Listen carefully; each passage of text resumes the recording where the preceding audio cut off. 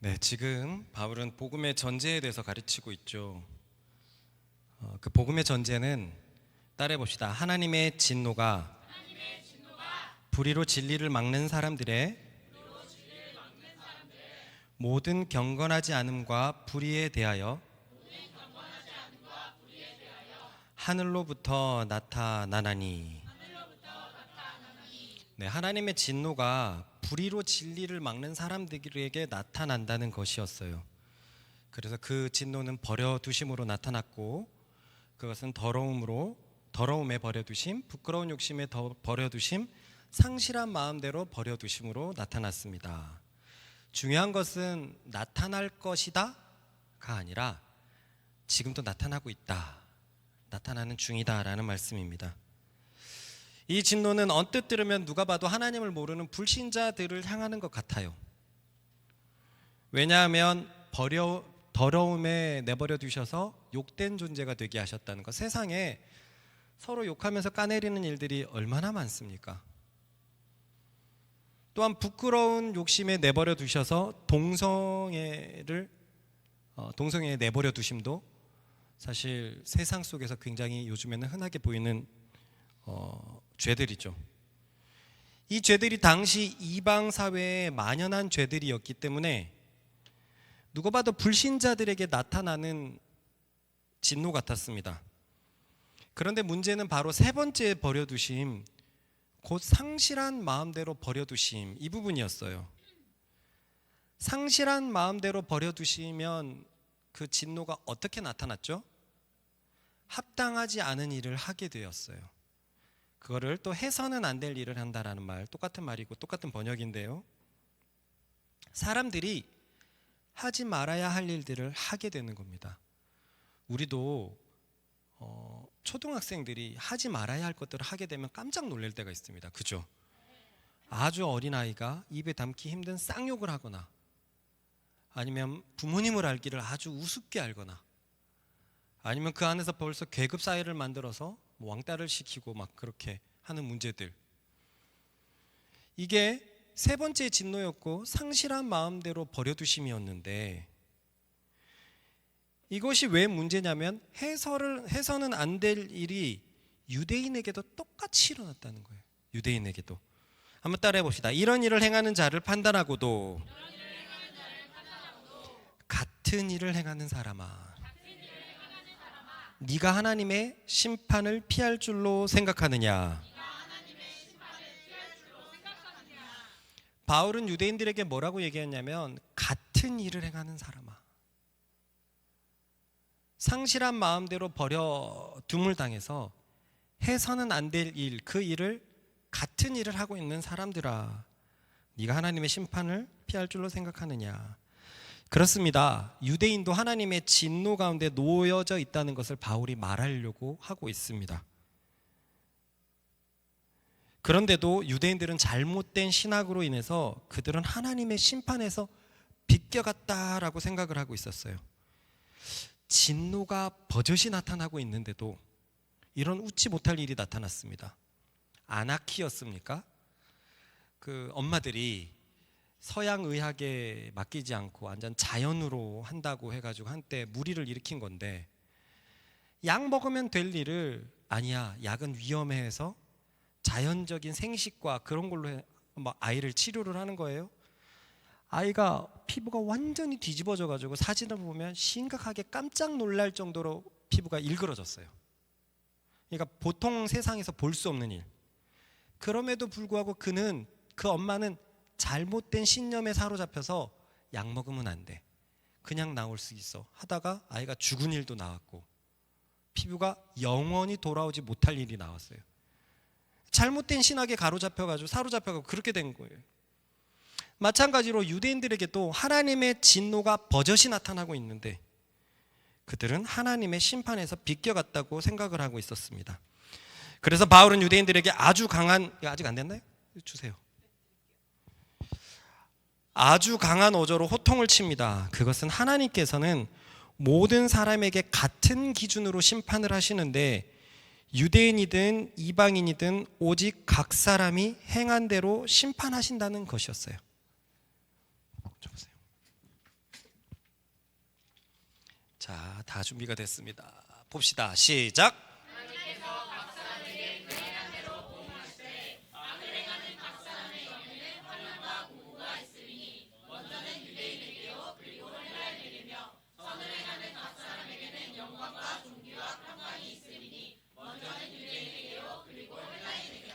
정신 차리라는 거죠. 유대인이라고 특별한 면책을 받는 게 아니라는 겁니다.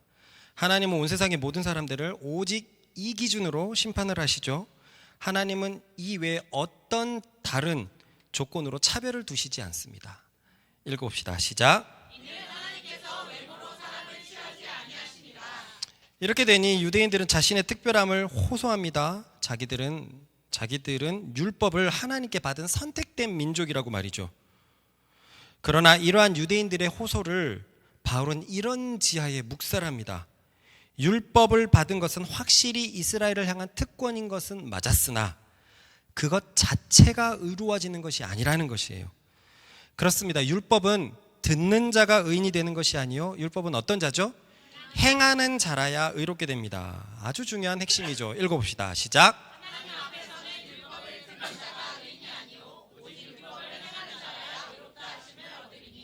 이 말씀을 우리에게 그대로 얘기할 수 있어요. 그대로. 서로 사랑하라는 말씀을 여러분들은 작게는 몇백 번, 많게는 1000번도 넘게 들었어요. 그럼에도 불구하고 어떤 사람들은 서로 사랑하는 것에 아직도 굉장히 미숙한 친구들이 있습니다. 말씀을 듣는 것은 자신을 의롭게 만들지 않습니다. 말씀을 행하는 것이야말로 의롭게 되는 거예요. 의롭게 되는 거. 바울은 계속 유대인들이 가지고 있는 특권을 묵살하는데 그것은 이방인도 율법을 가졌다고 하는 아주 놀라운 선언이었죠. 이것은 양심을 말하는 것이고 양심은 일반 계시로 주어진 하나님의 율법이었습니다. 두 가지를 비교할 수 있어요. 하나님의 뜻이 두 가지로 나타났는데 특별 계시로 나타난 것을 우리는 율법이라고 부릅니다. 특별하게 나타났다. 율법이라고 불러요. 하지만 일반적으로 각 사람 양심에게 나타났다라는 것을 양심이라고 불러요.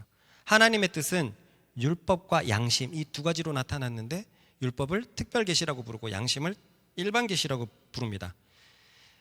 율법과 양심 중에 우월한 것은 어떤 것일까요? 네, 율법이 당연히 아주 우월합니다.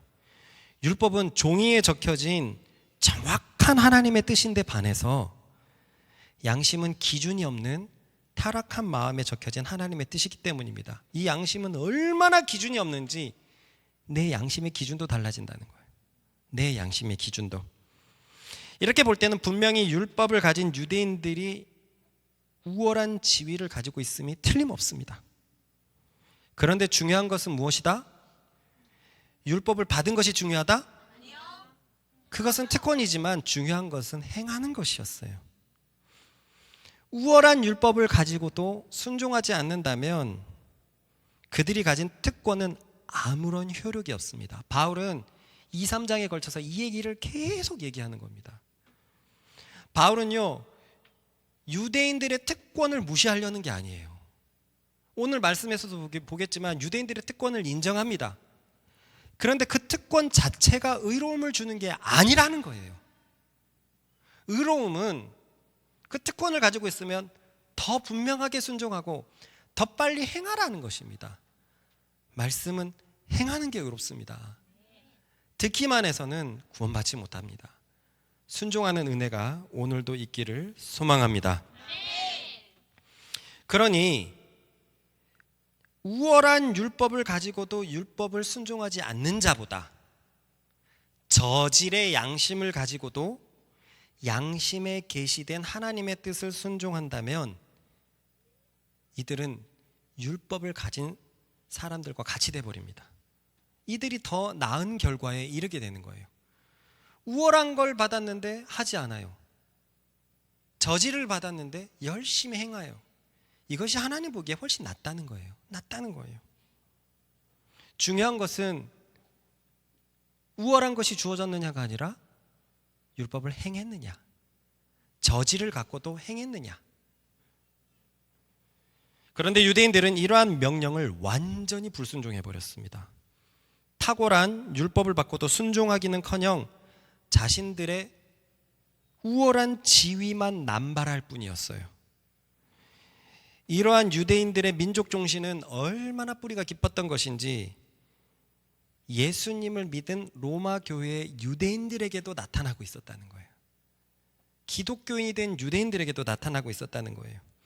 그래서 로마 교회의 유대 기독교인들은 여전히 이방 기독교인보다 낫다고 생각했으며, 그래서 이방 교인들을 가르쳐야 된다라고 늘 생각을 했어요. 이거 참 별로잖아요. 친구 무리가 있는데 꼭 가르치려는 친구가 있어요. 이게 얼마나 별로입니까?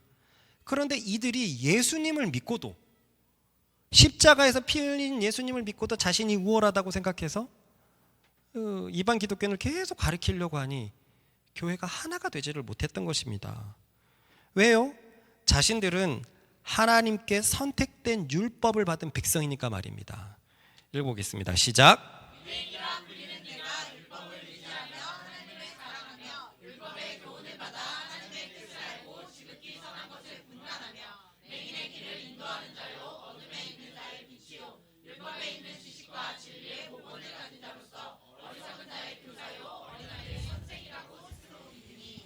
그런데 이렇게 스스로 믿고 있지만 바울이 보는 입장에서는 이방인들과 똑같이 하나님의 진노가 나타나고 있거든요.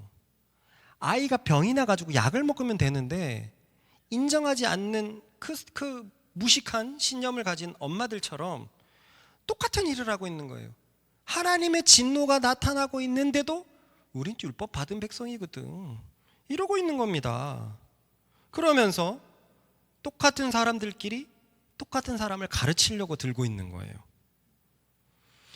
그러니 이런 바울의 시선을 알게 되었을 때 유대인들의 기분은 어땠을까요? 굉장히 좋지 않았죠. 굉장히 불쾌했을 것입니다.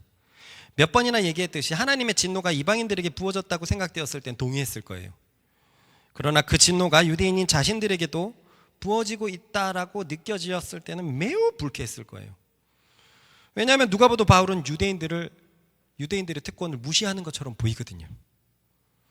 그런데 유대인들이 더 이상 이런 불쾌한 감정을 가질 수가 없게 되었죠. 왜냐하면 이어지는 말씀이 유대인들을 창피하게 했기 때문입니다. 보십시다.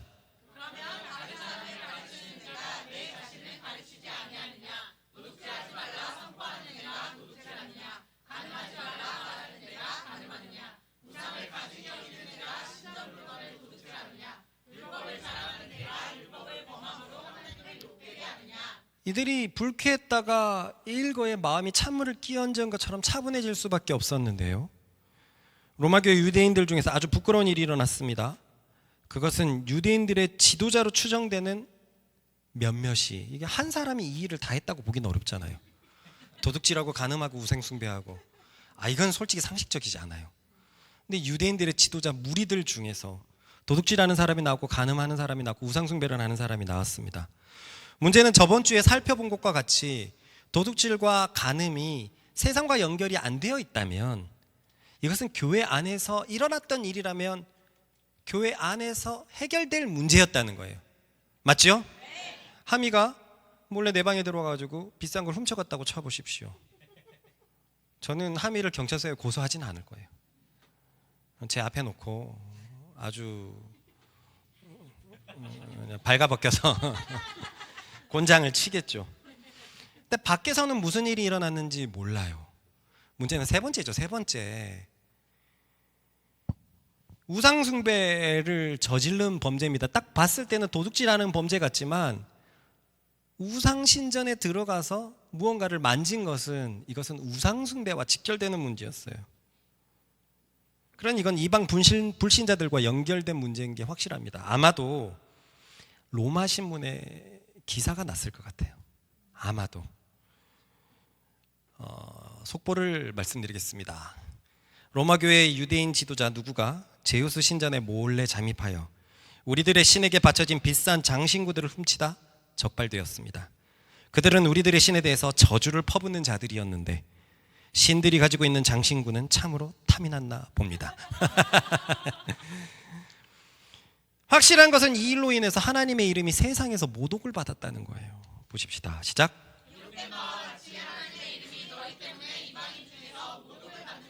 이방인 중에서 모독을 받을 만한 일들이 일어났어요. 특권을 가지고 있고 우월하다고 생각했는데 아주 그들이 섬기는 하나님을 아주 참 불쾌하게 만드는 일이 벌어져 버렸습니다.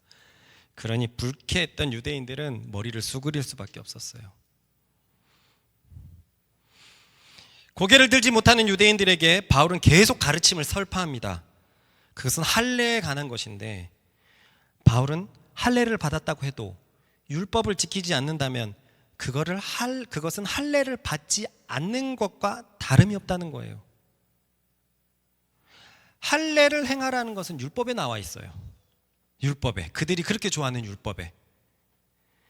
그런데 할례를 행하고 율법을 지키지 않는다면 이게 모순인 겁니다. 이해가죠? 그러니까 할례를 행하고도 율법을 지키지 않으면 율법을 받지 않는 자, 무할례자와 같이 되는 겁니다. 반대로 무할례자들이, 이방인들이 양심을 따라서 하나님의 말씀을 지키면 그것은 할례를 받은 것과 같다라고도 말을 합니다. 읽어봅시다. 시작.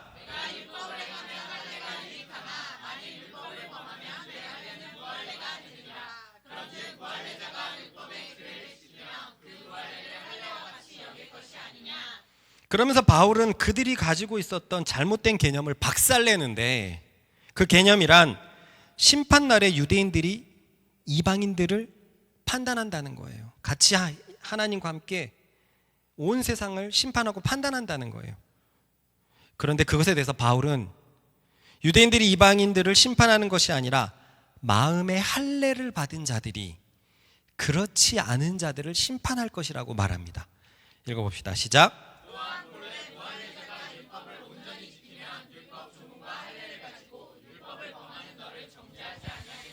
27절의 무할례자는 유대인이 아닌 게 분명하죠. 유대인이라면 할례를 했기 때문에요. 근데 무할례자가 양심을 따라 율법을 지키면 그것은 할례를 받은 것과 같기 때문에 할례를 받아놓고도 율법을 지키지 않는 너희를 그날에 판단하지 않겠느냐, 심판하지 않겠느냐, 유대인들의 특권을 완전히 박살내버리는 겁니다. 그러니 이 선언 역시 유대인들을 매우 충격에 빠뜨렸을 거예요. 이전에는 이방인들도 율법을 가지고 있다라는 너무 놀라운 선언을 하더니 이제는 이방인들도 할례를 받았다라고 얘기를 하고 있어요. 할례는 유대인들의 자부심이었거든요. 온 세상 민족 중에서 유대인들만 할례를 행하고 있었단 말이죠. 물론 역사를 보면 저 아프리카 지역에서 좀 더 넓게 이렇게 할례가 있었다고 하는데 민족 전체에 아주 공개적으로 시작된 것은 유대인들이란 말이죠. 그리고 그 당시에는 이렇게 벗은 몸을 쉽게 볼 수가 있었어요. 지나가다가도 벗고 남자들이 막 검투사를 하기도 하고 목욕탕에는, 공중 목욕탕에는 남자, 여자, 어린이들, 창녀들 다 있었거든요. 공중 목욕탕은 5층 크기에 굉장히 크게 있어서 그냥 그렇게 공개된 곳이었습니다. 그러니까 할례를 하는 것, 남자가 폭경 수술하는 것은 표시가 확 나버렸어요. 그런데 그것을 유대인들은 즐겼단 말이에요. 이방인들은 저 성기가 이상하게 생겼어. 그래서 되게 거부감을 가지는데 이것은 우리의 특권이야. 율법에 나와 있는 것이고 이거는 하나님의 백성이라는 특권이야. 그러면서 오히려 하나님의 백성이라고 자부하는 자들이 하나님의 율법을 지키지 않고 있어요. 할례는 유대인들의 자부심이었고 자긍심이었고 우리가 몇 번이나 봤던 그 마카비 혁명 속에서는 할례 때문에 죽임을 당한 유대인들도 나왔단 말이죠. 마카비 혁명은 시리아가 이스라엘을 이렇게 점령했을 텐데 시리아는 할례를 금하게 했습니다. 유대인들은 강하게 거부했죠. 근데 몇몇 매국노들이 있을 거 아닙니까? 시리아에 붙어서 할례를 취소시켰어요. 성기를 다시 원형으로 돌리고 막 하는 행동들이 있었어요. 그것을 마카비가 알고 2명을 데리고 와가지고 그대로 죽여버린 일들이 있었습니다. 할례는 유대인들의 자부심이고 자긍심이었어요. 근데 바울은 뭐라고 얘기합니까? 이방인들이 율법을 가지고 있는 데다가 그 율법을 지키면 그들이야말로 할례를 받은 사람이다라고 얘기하니, 와, 바울은 유대인들이 갖고 있던 특권을 그냥 막 자근자근 질근질근 밟고 있습니다. 게다가 그들이 지금 말씀처럼 유대인을 심판하고 정죄할 수 있다고 하니, 야, 실로 엄청난 선언이 아닐 수 없습니다. 그러면서 바울은 그들이 잘못 알고 있었던 율법의 핵심에 대해서 올바르게 알려줍니다. 읽어봅시다. 시작.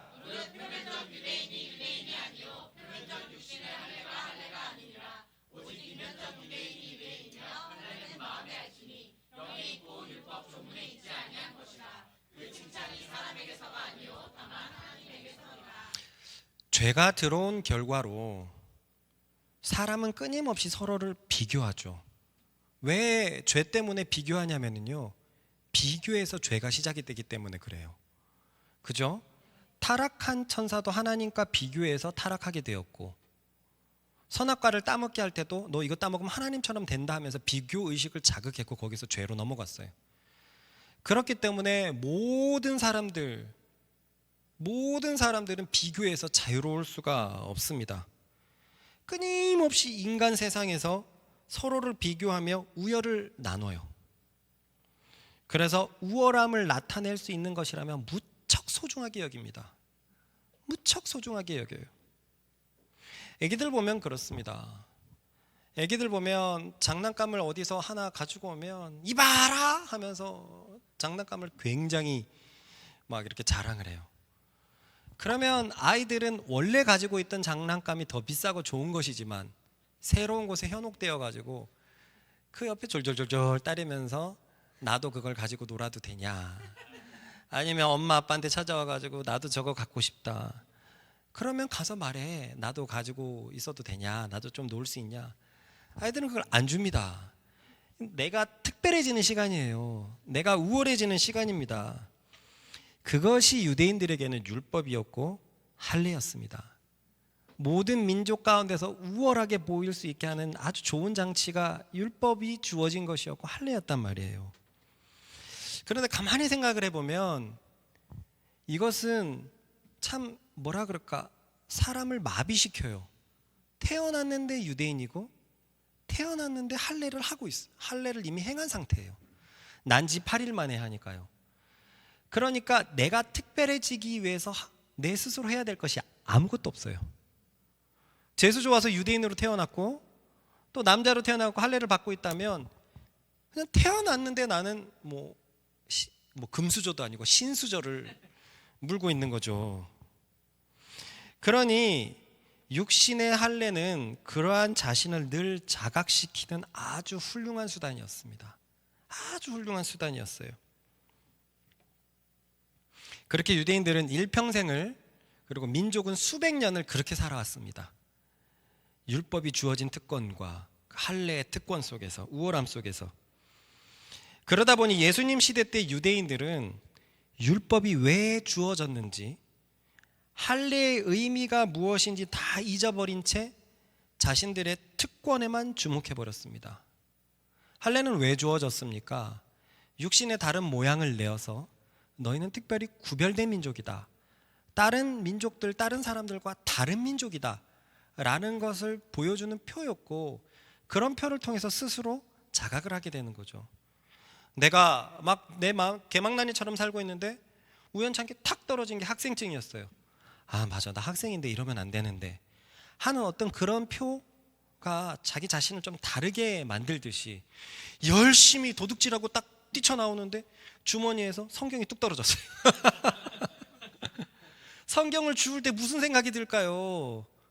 나는 교회 다니는 사람인데 이게 맞냐 하는 그런 것처럼 하루에도 몇 번씩 자기가 이렇게 소변을 누울 때마다 나는 하나님의 백성이다라는 것을 자각하게 되는, 원래는 아주 좋은 표였단 말이죠. 모든 민족 가운데 가장 작은 민족이었는데 하나님이 함께 계신다, 우리 민족에겐 하나님이 함께 계신다라는 그런 귀한 표였는데, 그런 할례가 주는 의미는 잊어버리고 또 조상들이 하나님을 사랑했고 받았던 그 율법의 의미는 이렇게 다 놓쳐버리고 자신들의 특권에만 주목하기 시작했습니다. 최근에 그것을 재벌 3세에 비교를 했죠. 할아버지 세대들이 피땀 흘린 것은 모르고 태어났을 때부터 금수저니까 특권이 너무나 익숙한 거예요.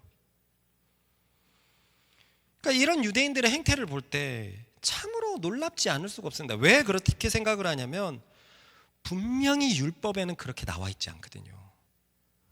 분명히 율법 구약의 신명기는 마음의 할례에 대해서 분명히 나와 있다는 거예요.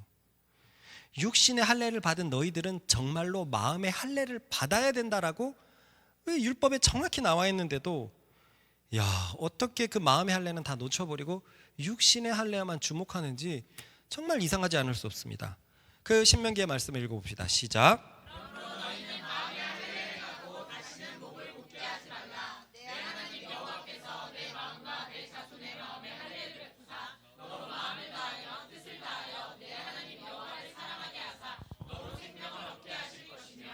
우리 신명기 30장 6절은 우리 말씀 찬양에도 나와 있는 노래랑 비슷하죠. 이스라엘아 마목드팀 다해 하나님 여호와를 사랑하라라는 그거. 근데 바로 그 노래가 내가 몇 번 얘기했지만 그것은 이스라엘의 민요였어요. 쉐마 이스라엘 아도나이 엘로헤누 아도나이 엘로헤누 들으라 이스라엘아 우리 주는 한 분이시다. 그러면서 나오는 것이 그를 사랑하고 마음과 목숨과 뜻과 힘을 다해서 사랑하라라는 이스라엘이라면 모를 수 없는 그냥 뼈와 혈관에 흐르는 내용이란 말이에요. 우리 한국 사람이 아리랑을 모르지 않을 수 없는 것처럼 모르지 않은 내용인데 그 내용과 너무 흡사한 말씀이 신명기 30장 6절에 있단 말이죠. 여기서도 보면 마음을 다하여 뜻을 다하여 하나님 여호와를 사랑하고 그랬을 때 생명을 얻게 하실 것이다 라고 되어 있는데 이 말씀에 전제되는 것은 어떻게 까먹냐 이거죠. 하나님의 뜻이 마음과 뜻과 힘과 정성을 다해서 하나님을 사랑하라라고 얘기했는데 여기서는 그 방법까지 나와 있어요. 그 방법이 뭡니까? 마음의 할례를 받으라는 거죠. 우린 궁금하잖아요. 신앙생활을 하다 보면 어떻게 내가 하나님을 더 사랑할 수 있을까? 쇠마 이스라엘 어렸을 때부터 듣는데 하나님을 사랑하는 게 뭐죠? 사랑하려면 어떻게 해야 되죠? 그런데 같은 신명기 책에서 방법이 나와 있단 말이에요. 마음의 할례를 받아야 된다. 얘야, 네가 태어나고 나서 8일 만에 할례를 받았잖아. 근데 그것은 네가 받은 게 아니라 우리 민족에서 내려오는 정신 때문에 받은 거잖아. 근데 넌 꼭 알아야 돼. 육신의 할례를 받은 사람은 마음의 할례를 받아야 돼. 이 육신의 할례는 마음의 할례의 겉표징일 뿐이야. 마음으로부터 네가 뭔가 구별된 표를 받아야 돼. 그럴 때 하나님을 사랑하고 마음을 다해서 뜻을 다해서 힘을 다해서 마음뜻힘 다해서 사랑할 수 있어. 분명히 신명기 율법에는 이렇게 나와 있음에도 불구하고 이 마음의 할례에 대해서 예수님 시대 때 유대인들은 전혀 모르는 듯이 행동을 하고 있습니다. 성경을 달달 외웠던 랍비들이나 특히 바리새인들은 이 마음의 할례에 대해서 이 성경 어디에서도 발견할 수가 없어요. 그러니 그들이 달달 외웠던 율법은 왜곡된 마음으로 자신들을 세워주는 말씀만 취했던 것이 분명합니다. 이러한 행태에 대해서 그래서 예수님께서는 다음과 같이 말씀을 하셨었죠. 읽어봅시다. 시작. 너희가 성경에서 영생을 얻는 줄 생각하고 성경을 연구하거니와 다만 하나님을 사랑하는 것이 너희 속에 없음을 알았노라. 자, 앞에 말씀에서 하나님을 사랑하려면 어떻게 해야 되죠? 마음의 할례를 받아야 돼요. 근데 이 뒤에 말씀에서 예수님 말씀에서 이들은 마음의 할례를 받았습니까? 너희 속에 하나님을 사랑하는 것이 없는 줄 알았다. 너희 속에 너희는 마음의 할례를 받지 않은 자이다. 그러니 너희가 성경을 영생을 준다고 생각해서 오래 연구하지만 아무 의미 없는 행동이라는 거예요. 이게 정말 여러분들한테도 이상했으면 좋겠어요. 그렇게 율법을 좋아하고 율법을 달달달달 외우는 이 민족이 어떻게 그 율법에서 나와 있는 이 기본 정신에 대해서 싸그리 무시할 수 있냐 이거죠. 무섭지 않습니까? 근데 중요한 것은 요즘에 계속 이 얘기를 하지만 현대 교인들도 마찬가지라는 거예요. 우리가 예전 교회를 다녔을 때를 생각해 봅시다. 우리는 그때 하나님의 말씀을 제대로 알고 있었습니까?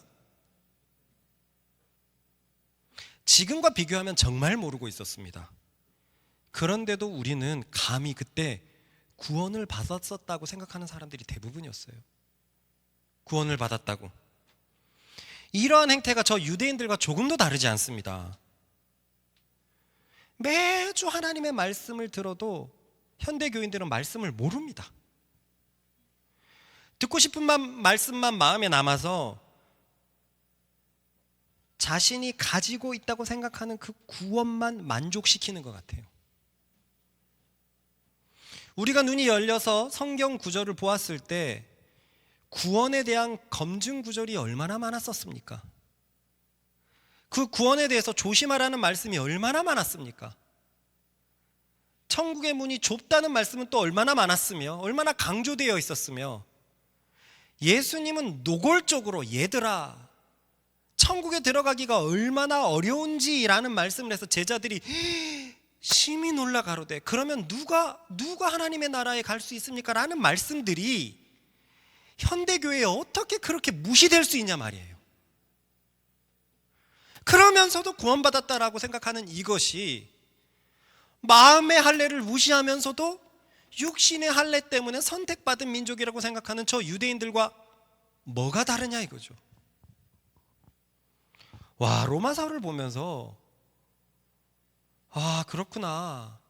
로마서가 괜히 우리에게 주어진 것이 아니구나. 많은 현대교인들이 유대인들이 율법과 할례에 대해서 저러고 있다면 자신들의 종교행위, 마음이 담기지 않은 종교행위, 그리고 혈통, 모태신앙 내지는 어렸을 때부터 다녔던 교회라고 생각해서 교회 때문에 구원을 받았다라고 생각하는 것이 정말 무섭습니다. 저는요 매주 이 말씀을 준비할 때마다 무서워요. 무섭지 않을 수 없다라는 말씀이 그냥 하는 말이 아니라 무서워요. 그러면서도 너무 감사합니다. 내가 어떻게 이 말씀을 알게 되었지? 자라날 때 그리고 내가 공부를 배울 때 신학을 할 때도 이 말씀을 듣지를 못했는데 어떻게 이 말씀을 알게 되었지? 그러니 우리가 지금 말씀을 제대로 보고 듣고 있다는 것은 정말 가장 놀라운 기적임에 틀림없다는 것을 믿으시기 바랍니다. 여기에서 모든 하나님의 일이 시작되었으니까요. 말씀이 들리는 것에서 모든 일이 시작되는데 대부분의 사람들은 보기는 보아도 보지 못하고 듣기는 들어도 듣지 못하고 깨닫지 못하는데 여러분들의 과거에 그 오랜 신앙생활이 여러분들의 구원을 보장해 주지 못했었는데 지금은 어떻습니까? 우리들의 삶이 성경과 초대교회와 교회와 가까워지고 있습니다. 이것이야말로 우리에게 말씀이 제대로 계시되었고 참 복음의 진리가 우리 가운데 부어지고 있는 줄 믿습니다. 그러니 이 복음의 진리를 더욱 알기를 사모하십시다. 예수님을 올바로 알기를 힘쓰십시다. 그렇게 믿음이 자랄 수 있도록 무엇보다 말씀을 순종할 수 있는 우리가 되기를 바랍니다. 왜냐하면 올바른 말씀을 듣는다고 의로워지는 것이 아니라 올바른 말씀은 행할 때 의를 보장해 주기 때문입니다. 이것이 바로 믿음이라고 성경은 말하고 있습니다. 그렇습니다. 진정한 그리스도인은 마음으로부터 믿는 그리스도인이에요. 종교의 행위로 만족하는 그리스도인이 아니라 외적인 것들로 잘못된 확신을 가지는 그리스도인이 아니라 남이 보지 않는 은밀한 곳에서도 마음으로부터 예수님을 믿는 사람들, 그 마음의 할례를 받는 사람이 진정한 하나님 나라의 백성인 줄 믿습니다. 읽어보십시다.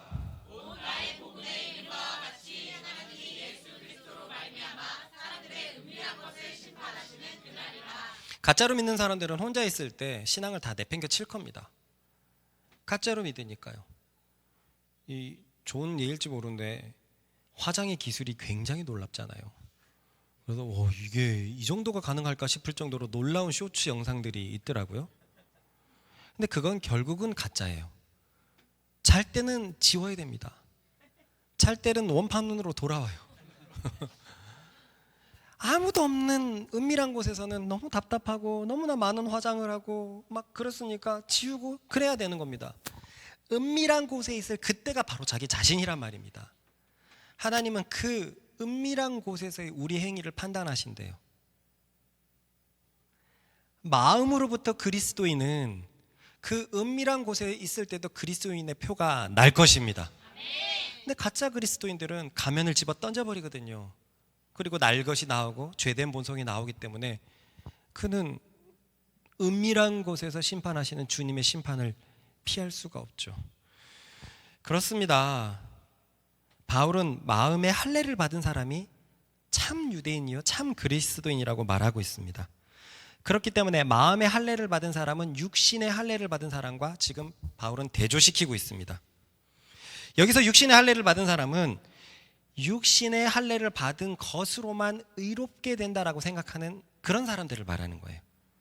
육신의 할례를 받아놓고 율법을 잘 지키는 사람 말고요, 육신의 할례를 받은 것으로만 나는 하나님의 백성이 됐다고 착각하는 그런 사람들을 말합니다. 이런 사람들은 율법을 자기 민족이 받은 사실에 대해서 열광을 하죠. 태어나 보니 유대인이었어 막 열광을 하는 겁니다. 그리고 율법이 적힌 조문이, 그냥 그 율법에 어떤 적혀 있는 그 판이 자기 백성에 있다는 사실에 우월감을 느낍니다.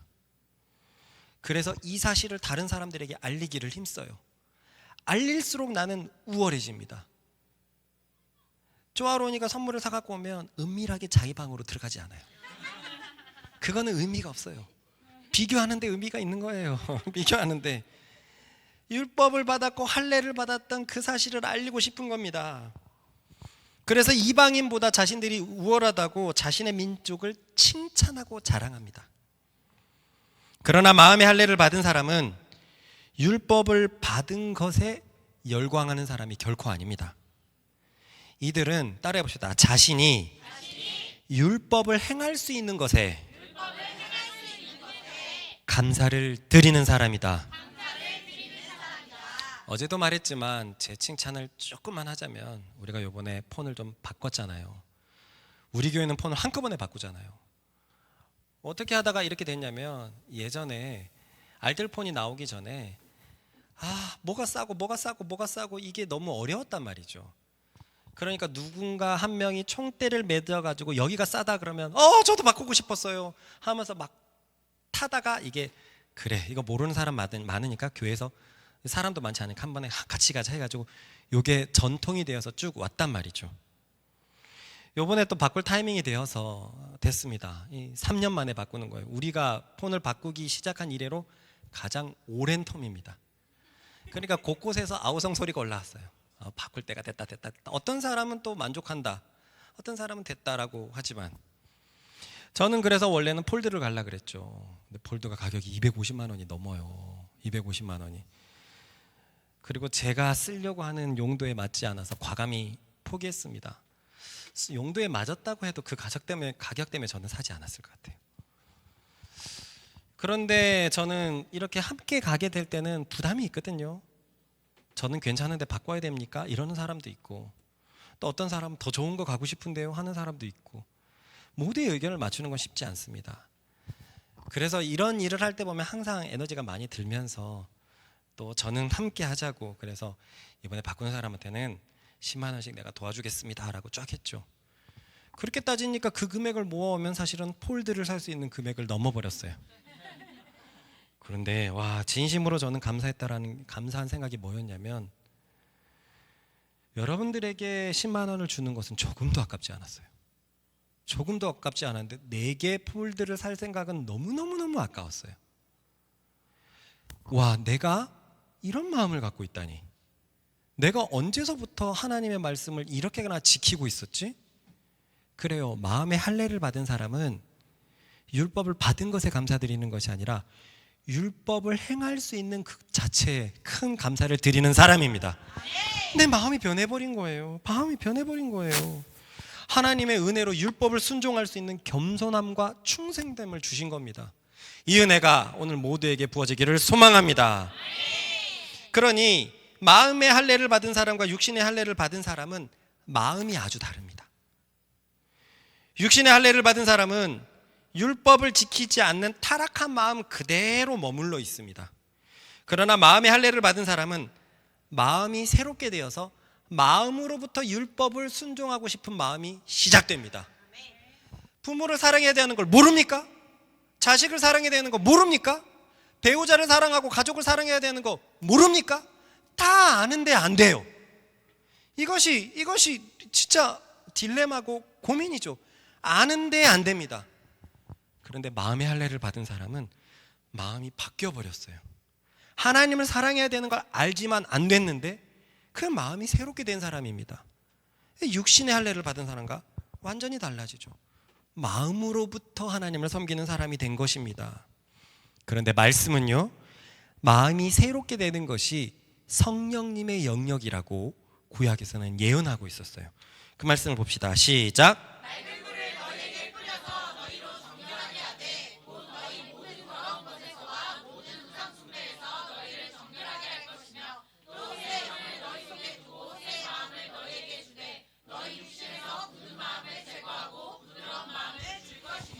새 영이 우리 속에 와서 새 마음을 준답니다.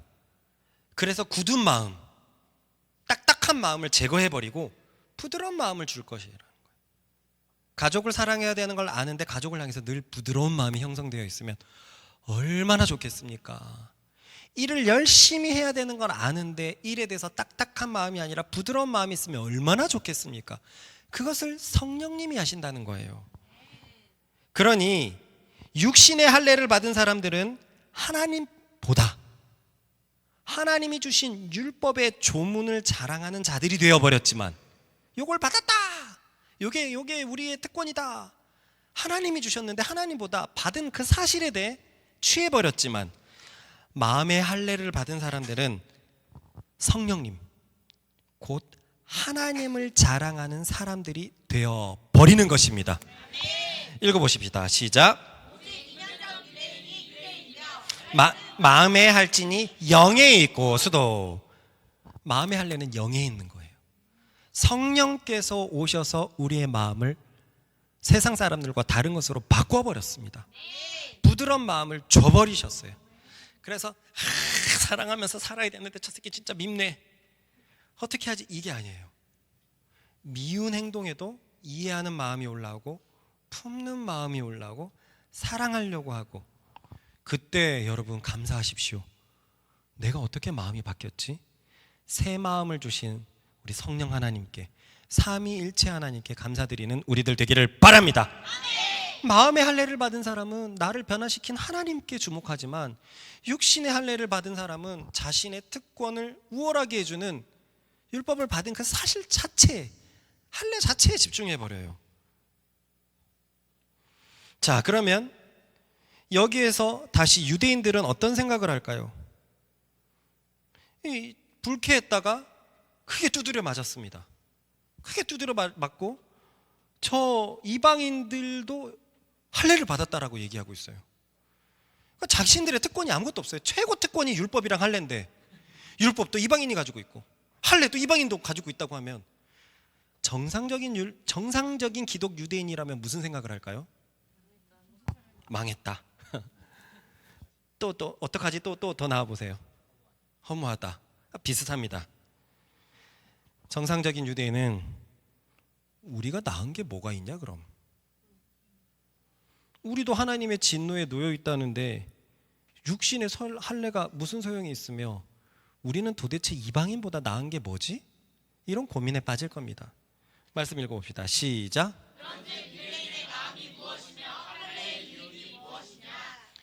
최고의 특권 두 가지를 바울이 다 부셔버렸으니 유대인의 특권이 뭐야 도대체? 도대체 뭐야? 바울이 이렇게 말한 이유는 성경과 사실에 입각한 팩폭 때문에 그들은 그로기 상태가 되어버렸어요. 거의 넘어지기 직전의 상태가 되어버렸어요. 그래서 바울은 유대인이 가지고 있는 특권에 대해서도 다시 한번 말을 합니다. 읽어봅시다. 시작. 그냥 정상적인 기독교인이, 정상적인 유대 기독인이 그럼 우린 뭐야? 그냥 이방인들과 다 똑같네. 그래. 구약의 역사가 무슨 소용이야? 율법이 무슨 소용이야? 똑같네. 그런데 아니야. 너희들의 유익이 분명히 있어. 범사에 많은데. 범사에 많다는 말은요, 원어로 보면 따라해 봅시다. 모든 면에서 유리하다. 굉장한 특권을 가지고 있어요. 그렇습니다. 바울이 말하는 것은 유대인들의 특권은 대단하다는 것을 부정하는 게 아니에요. 바울은 지금까지 유대인이라는 이유만으로 의롭게 될 수 없다는 것을 말하는 거지, 유대인이 가지고 있는 특권까지 취소해버리고 있지는 않습니다. 이해가 갑니까?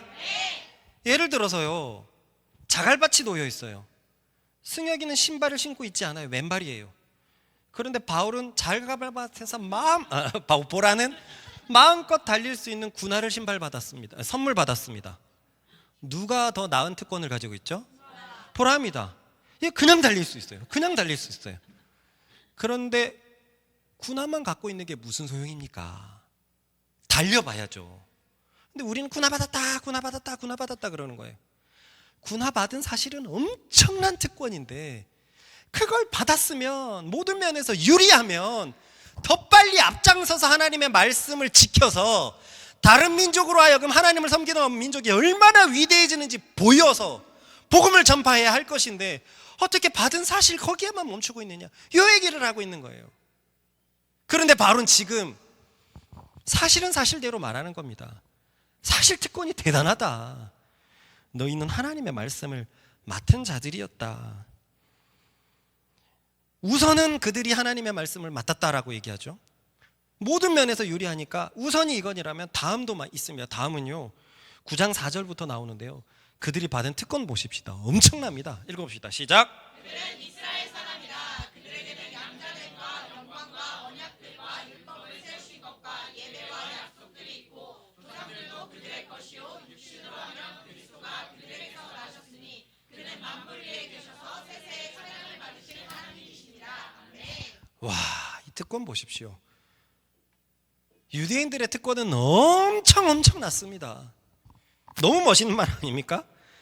하나님의 아들됨과 양자됨과 여러 약속들과 율법을 주신 것과 예배와 조상들도 그들의 것이요 육신으로 하면 메시아까지 유대인을 통해서 났으니 그 메시아는 만물에 계셔서 세세의 찬양을 받으신 하나님이시니라.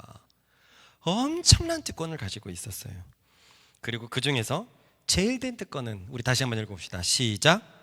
그의 말씀을 야곱에게 보이시며 이겁니다. 제일 된 특권은 시작. 범사에 많으니 우선은 그들이 하나님의 말씀을 맡았습니다.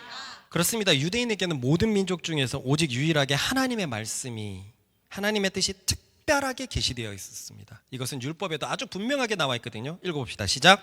그의 말씀을 야곱에게 보이시며 그의 율례와 규례를 이스라엘에게 보이시는구나. 그는 어느 민족에게도 이와 같이 행하지 아니하셨나니 그들은 그의 법도를 알지 못하였도다. 할렐루야. 출발이 완전히 달랐어요. 정확한 하나님의 뜻을 갖고 있으니까 같이 달리기가 다를 수밖에 없습니다. 100m 달리기 하는데 90m에서 출발해요. 남들은 80m, 70m, 누구는 그냥 출발점에서 시작을 하는데, 대단한 민족이었어요. 그럼 우리 나온 게 뭐야? 아니야, 너희는 원래 하나님의 말씀을 맡았던 아주 특별한 민족이었어. 특권을 가지고 있었어. 그런데요, 여기서 아주 중요한 단어가 있습니다. 그 단어는 뭐냐면 맡았음이니라라는 단어예요. 맡았음이니라. 왜냐하면 유대인은 맡았다라는 개념에 대해서 깊게 생각해 보지를 않았습니다. 자, 내가 누군가에게 아주 값비싼 것을 맡겼다고 한번 해보십시다. 그러면 그 사람은 나에게 어떤 사람이라는 의미입니까? 아주 신뢰하는 사람이에요. 아주 신뢰하는 사람. 예를 들어서 제 카드에 전 재산이 들어있는데, 야, 이거 꼭 좀 맡아줘. 내가 이거 너한테밖에 맡길 수밖에 없어 라는 것은 엄청난 신뢰관계로 뭉쳐진 관계라는 것을 말합니다. 내게 특별한 사람이라는 거죠. 그러면 그 사람은 나와 특별해서 물건을 맡게 되었습니다. 맞습니까? 그런데 그걸로 끝일까요? 와, 나는 목자랑 특별한 사이다. 끝일까요? 맡았다라는 개념에는요, 간수해야 한다라는 책임을 동반합니다. 그죠? 맡는 건 하나도 중요하지 않아요. 내가 갔다가 돌아왔는데 제가 팔아버렸는데요? 하면 맡긴 의미가 아무것도 없는 겁니다. 믿고 맡길 때는 내가 돌아올 때까지 그것을 간수해야 한다는 책임이 있어요. 그 관계가 서려져 있단 말입니다. 유대인은 이걸 놓쳐버렸습니다. 하나님의 말씀을 맡은 특별한 관계에만 집중을 했지 그 말씀을 지키고 간수해야 하는 것을 놓쳐버렸어요. 구약의 역사가 그것을 말하며 복음서에서 보이는 유대인들이 그것을 증명하고 있습니다. 그 중에서도 결정적인 증거는 이 9장의 얘기처럼 그리스도가 그들 중에서 났는데 그리스도를 받아들이지 못했다는 거예요. 그 말씀이 약속하는 유일한 한 분이 그리스도인데 그리스도가 왔는데도 배척해버렸다는 것은 말씀을 전혀 간수하지 못했다라는 것입니다. 그래서 어떤 사람들은 이 사실을 들어서 다음과 같이 말을 할 수 있을지도 모르겠어요. 하나님은 믿음직한 분이라고 하시더니 영 믿음직하지 못한 민족에게 말씀을 맡겨가지고 엉망이 되어버렸네요. 하나님 영 믿음직하지 못한 것 아닐까요? 무슨 말이냐면 제가 나래에게 아주 비싼 걸 맡기고 갔다 왔는데 나래가 그걸 다 팔아먹어버렸습니다. 누구의 잘못입니까? 나래의 잘못이죠. 맡긴 사람이 왜 잘못입니까? 맡긴 사람은 나래를 믿었는데요. 나래를 믿었는데요. 그런데 누군가는 그래요. 에이, 너도 아니구만. 너도 영 믿음직하지 못해. 어떻게 믿지 못할 나래를 믿어서 그 모양을 당하는 거야. 이게 무슨 소리죠? 말씀을 주신 분은 아무런 잘못이 없습니다. 말씀을 맡은 자가 문제가 있었을 뿐입니다. 읽어보십시다. 시작. 시작.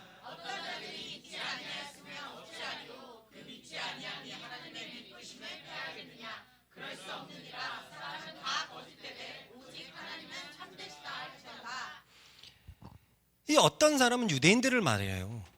유대인들이 믿지 아니하였으면 어찌하리요. 유대인들에게 하나님께서 말씀을 맡기셨는데 유대인들은 그 하나님의 말씀을 제대로 못 맡았습니다. 그래서 말씀을 믿지 못했고 그리스도를 믿지 못했어요. 그러니까 유대인들에게 율법을 주신 하나님이 영 못 믿음직한 걸요. 그러니까 바울이 그렇게 얘기합니다. 그들이 유대인들이 믿지 않았다고 하나님의 믿부심, 믿음직하심이 패하겠느냐? 이해가 가요? 그건 하나님 잘못이 아니라는 거죠. 하나님은 자신에게 신실했어요. 하나님은 자신을 사랑하는 자에게 자신의 가장 귀한 것을 맡겼습니다. 그런데 그 사랑하는 자가 배신을 했어요. 그렇다고 하나님을 믿음직 못하다라고 얘기하는 것은 영 잘못된 말인 거예요. 그럴 수 없느니라. 사람은 다 거짓되되 하나님은 참되시다. 하나님은 참되게만 행동할 뿐이십니다. 아멘. 읽어보십시다. 시작. 기록된 바 주께서 주의 말씀에 이롭다함을 얻으시고 판단하실 때에 이리하심이나 같으리라. 그러나 우리가 하나님의 의를 드러나게 하면 무슨 말하리요? 내가 사람의 말하는 대로 말하노니 진노를 내리시는 하나님이 불의하시냐? 결코 그렇지 아니하니라. 만일 그러하면 하나님께서 어찌 세상을 심판하시리요? 이게 무슨 말이냐면 이 본문이 많은 학자들이 오히려 로마서에서 가장 어려운 본문이라고 말하는 부분이에요. 무슨 말이냐면 이겁니다. 하나님은 유대인들을 사랑해 갖고 말씀을 주셨어요.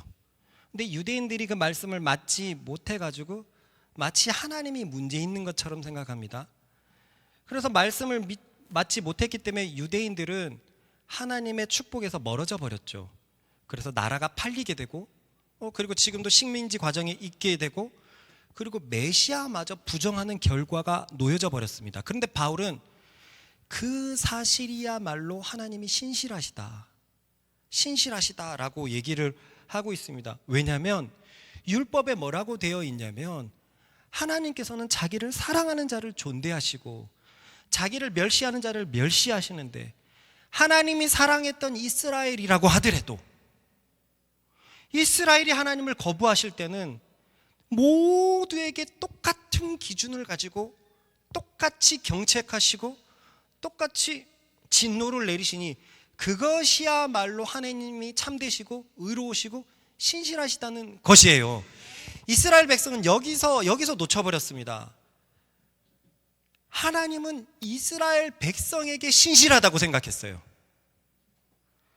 그러나 그 전제는요, 그들이 마음의 할례를 받아서 하나님을 사랑할 때만 가능한 전제였어요. 율법에는 그들이 하나님을 떠나서 하나님을 사랑하지 않을 때는 온갖 재앙이 이미 얘기되어 있었어요. 그래서 아무리 사랑했다고 하더라도 그가 자신을 배신했을 때는 하나님은 의로운 분이시기 때문에, 항상 믿음직한 분이시기 때문에 그를 오히려 쳐버린 것입니다. 이 사실 자체가 이스라엘이 식민지가 되고 포로가 되고 버려짐 자체가 하나님의 신실하심을 드러낸다는 말입니다. 이해가십니까? 야, 목사님 대단하네.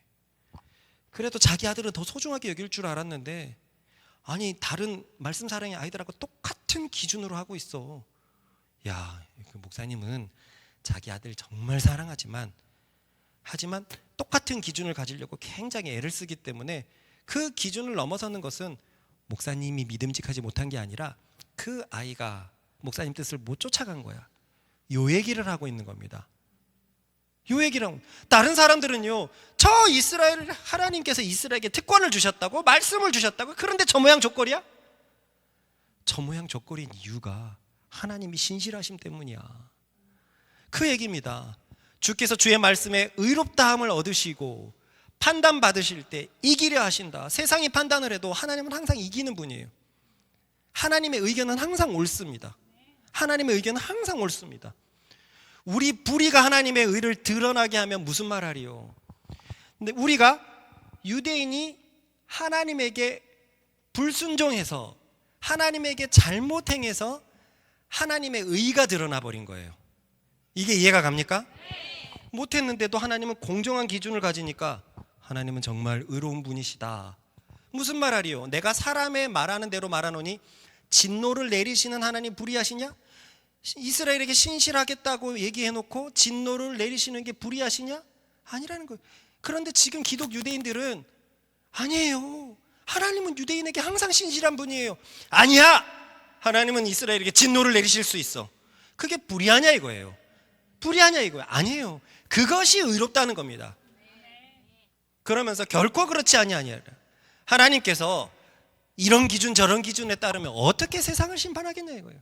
마지막 날에 심판대 앞에서 아무도 핑계를 못 댄다니까요. 억울합니다. 저 사람은 나보다 분명히 윤리적이지 않은 삶을 살았습니다. 은밀한 시간에 거 다 돌려보시죠. 저 사람은 나보다 더하면 더 했지 나보다 올바르게 살지 못했습니다. 분명히 그런 사람들이 나올 거예요. 그리스도인들은 그것에 대해서 대답할 준비가 되어 있어야 됩니다. 왜냐하면 하나님은 믿음대로 보응하시는 게 아니라 행한대로 보응하시기 때문에 그렇습니다. 왜냐하면 참 믿음은 행함을 가지고 있기 때문입니다. 그러니 오히려 이스라엘을 진노하시고 징계하신 하나님이 의롭고 참되시다는 거예요. 아무리 세상이 판단하려고 해도 하나님의 이 의견이 항상 이깁니다. 할렐루야. 그러면 반대자들이 이렇게 변명을 댑니다. 읽어봅시다. 시작. 그러나 나의 거짓말로 하나님의 참되심이 더 풍성하여 그의 영광이 되었다면 어찌 내가 죄인처럼 심판을 받으리요? 또는 그러면 선을 이루기 위하여 악을 행하자 하지 않겠느냐? 어떤 이들이 이렇게 비방하여 우리가 이런 말을 한다고 하니 그들은 정죄받는 것이 마땅하니라. 이게 무슨 말이냐면, 자, 하나님께서 이스라엘을 징계하셨어요. 그러니 하나님께서 이스라엘에 신실하다는 말은 맞는 거냐? 하나님이 믿음직한 거냐? 그런데 앞에서 말했습니다. 오히려 하나님께서 율법에서 그렇게 약속하시지 않았느냐? 자기를 멸시하는 자에게는 하나님께 멸시하는 것. 그러므로 가장 사랑하는 민족을 징계하는 것 자체가 하나님께서 참되신 것을 의미한다. 이해가죠? 네. 그러니까 유대인들의 불의가 하나님의 의를 더 드러낸 거예요. 이해가죠? 네. 그러니까 불의가 의를 더 드러내요? 그러면 내가 거짓말하면 하나님은 더 영광 받으시겠네요? 그러면 내가 나쁜 짓 해가지고 하나님이 의로운 심판자로 점점 드러나니까 하나님이 영광을 받으시니까 나쁜 짓 한 내가 왜 지옥에 가야 되죠? 이런 궤변을 하는 겁니다. 어떤 유대인이. 그러면서 또 얘기를 하는 거예요. 그러면 하나님의 영광을 위해서 죄를 지읍시다. 악을 지읍시다. 이런 얘기를 하는 자들이 있다는 거예요. 바울은 뭐라고 얘기합니까? 우리가 이런 말을 한다고 하니 그들이 정죄받는 것이 마땅하니라. 이거 원어로 보면 신성모독죄라는 거예요. 말도 안 되는 궤변을 늘어나서 하나님의 오르심에 대해서 그런 식으로 비난하는 것은 하나님을 모독하는 행위라는 거예요. 이해가죠? 네. 그렇습니다. 말씀을 맺겠습니다. 이 부분은 다음 주에 또 한번 자세히 한번 보겠습니다. 저 반대자가 뭐 때문에 저러는지 알겠죠? 바울의 말꼬리를 잡고 있는 거예요. 바울의 말꼬리를 잡고 있는 거예요. 이스라엘은 하나 착각했습니다. 하나님의 신실하심이 이스라엘을 향해 있다라고 생각했어요. 또 시편에 보면 그렇습니다. 여호와의 인자하심이 영원 무궁토록 영원하시도다. 그래서 한 번 구원은 영원한 구원이라고 얘기하는 사람들이 꼭 얘기하는 게 뭐냐면 우리 말씀 사랑 노래도 나와 있어요. 내가 확신하노니 그다음 뭐죠? 사망이나 뭐 생명이나 천사들이나 그리스도의 사랑에서 끊을 수 없느니라. 그리스도의 사랑에서 끊을 수 없는데 어떻게 우리께 지옥에 간단 말입니까? 근데 전제를 자꾸 빠뜨려요. 우리가 그리스도를 사랑할 때 그리스도의 사랑에서 끊을 수 있는 자는 아무도 없다는 겁니다. 우리가 그리스도를 사랑하지 않는데 그리스도께서 우리를 왜 사랑하십니까? 죄인을 먼저 사랑하셨다면서요. 맞아요. 그래서 십자가를 보여주셨고 본인이 해야 될 것은 다 하셨습니다. 그리고 이제 초청하셨죠. 그리스도를 믿으라고. 그럼에도 불구하고 거부하는 자에게는 더 이상 기회가 없는 것입니다. 그런데도 한 번 구원은 영원한 구원이라고 얘기하는 말씀을 보면 다 이 말씀이 있어요. 그 누구도 그리스도의 사랑에서 끊을 수 없다. 아멘! 없습니다. 당신이 그리스도를 사랑한다면요. 시편에 이스라엘을 향한 신실하심도 그렇습니다. 이스라엘이 하나님을 사랑할 때 하나님이 이스라엘을 향한 신실하심은 영원 무궁한 것입니다. 그러니 우리가 알아야 될 것이 따라봅시다. 하나님의 신실하심은 이스라엘을 향한 것이 아니라 자기 자신에 대한 것이다. 하나님은 자기 자신에 대해서 영원히 신실하십니다. 영원히 신실하세요. 자기를 사랑하는 자에게는 1000대까지 사랑하고 자기를 멸시하는 자에게는 4대 5대까지 죄악이 방문하겠다는 그 말씀에 신실하십니다. 그래서 이스라엘이 범죄를 할 때도 그분은 의로우십니다. 범죄를 한다고 다 안아주시지 않는다는 거예요. 그분은 의로운 재판장으로 세상 사람들이 납득할 만한 판결을 내리십니다. 그러므로 잘 알아야 될 것이 또 따라해 볼 거예요. 하나님의 궁극적인 관심은 자신의 영광이지 우리의 축복이 아니다. 착각하지 말아야 돼요. 너무나 많은 사람들이 자기가 주인공이라고 생각합니다. 그런데 예수님을 어떻게 믿을 때 우리에게 구원이 임하죠? 왕과 구세주. 왕을 다른 말로요? 주요. 주. 그분이 주인공이라는 거예요. 주인이시고 주인공이라는 거예요. 내가 주인공이 아닙니다. 하나님이 주인공입니다. 이 세상의 모든 역사는 하나님께서 자기 아들에게 주시려고 하는 그 역사예요. 자기 아들을 가장 영광스럽게 만들려는 그 역사에 우리가 이렇게 들러리로 서 있는 것입니다. 하나님에게 최고의 관심사가 우리의 축복이 아니란 말이에요. 그런데도 사람들은 오해를 해서 우리를 향한 축복, 우리를 향한 신실하심이 가장 크다라고 생각합니다. 아니에요. 그분은 그분에게 항상 신실하십니다. 그분은 그분의 영광을 제일로 취하십니다. 그게 최고예요. 그게 최고입니다. 변하지 않는 그분이 최고의 영광을 갖는 것. 할렐루야. 그분이 시대에 따라서 이렇게 하고 저에 따라서 저렇게 하고 저럴 땐 또 저렇게 하면 우리는 그분을 섬길 수가 없습니다. 그러나 영원 무궁히 그분은 항상 똑같은 기준으로 자신의 영광을 위해서 자기 자신에 대해서 신실하십니다. 그 신실하심에 초대되어서 이 자리에 있는 여러분들을 축복합니다. 그러니 하나님의 신실하심은 복을 주실 때뿐만이 아니라 심판하실 때도 아름답게 발휘된다는 것을 믿으십시오. 그러니 우리는 복받기 위해서 그리스도의 믿음에 더욱더 거하고 행함으로 보여야 하는 우리가 되겠습니다. 우리 짧게 1, 2분만 기도하십시다. 영원히 변치 않으시고 자신의 이름에 대해서, 자신의 존재에 대해서 영원히 신실하신 그분에게 감사와 찬양과 높임을 드리십시다. 나를 불러주셔서 그 영원히 흔들리지 않는 그분을 섬기게 된 것에 대해서 감사의 기도를 주여 한번 해주게 1, 2분만 같이 기도하십시다. 주여!